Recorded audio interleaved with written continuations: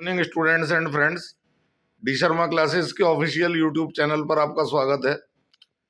आज मैं आपको केमिस्ट्री से रिलेटेड कोलेस्ट्रॉल की जानकारी देने के लिए आया हूँ। कोलेस्ट्रॉल का नाम आजकल काफ़ी चर्चा में रहता है कि कोलेस्ट्रॉल ज़्यादातर लोगों का बढ़ा हुआ रहता है वर्कआउट ना होने की वजह से। तो कोलेस्ट्रॉल की जो नॉर्मल रेंज होती है वो 150 से लेकर के 220 तक होती है, और 220 से ऊपर अगर कोलेस्ट्रॉल आता है तो वो फिर हार्ट के लिए हानिकारक होता है। और ख़ासतौर पे जो डायबिटीज़ के मरीज हैं, शुगर के मरीज हैं, उनके लिए कोलेस्ट्रॉल जहर का काम करता है, क्योंकि शुगर की सॉल्युबिलिटी ब्लड में ज़्यादा होती है और कोलेस्ट्रॉल की सॉल्युबिलिटी कम होती है। तो as soon as the sugar increases inside the blood, then the cholesterol will precipitate down and it will deposit in the veins of the heart and the blood vessels, which later on harms the body.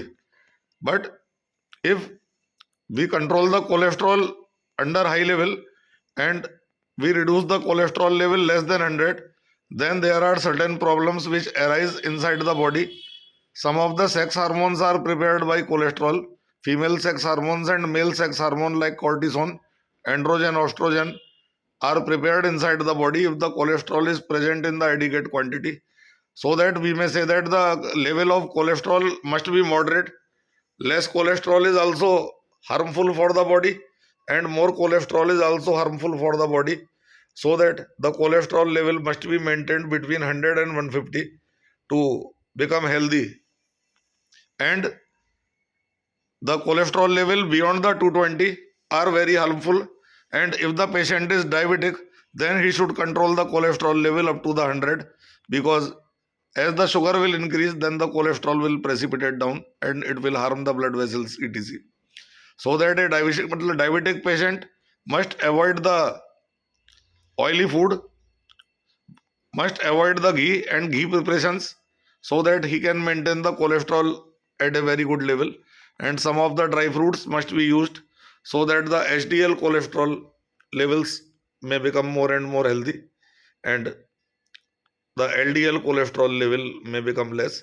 और cholesterol के level लगातार पानी पीने से भी normal रहते हैं body में। अगर आप एडिकेट क्वांटिटी में पानी पीते हैं, कई बार ऐसा हो जाता है कि जाड़ों में हम कम पानी पीते हैं और कम पानी पीने की वजह से खून गाढ़ा हो जाता है और पर ml कोलेस्ट्रॉल लेवल्स काफ़ी बढ़ जाते हैं, जबकि वो कोई बीमारी नहीं है। नॉर्मल पानी पी करके 3 से लेकर 4 लीटर पानी अगर हम रोज पिए जाड़ों में भी, तो कोलेस्ट्रॉल लेवल को नॉर्मली डाउन लाया जा सकता है। और इसके अलावा पसीना, वर्कआउट तो कोलेस्ट्रॉल लेवल को घटाने में सहायक होता ही है। तो मैं समझता हूँ कि वीडियो आपके लिए उपयोगी हुआ होगा। अगर वीडियो अच्छा लगा हो तो आप मेरे चैनल को सब्सक्राइब करिएगा। जनरल नॉलेज रिलेटेड और सब्जेक्ट से रिलेटेड कई सारे वीडियोस और अच्छे मैं आपके लिए लाता रहूँगा। Thank you.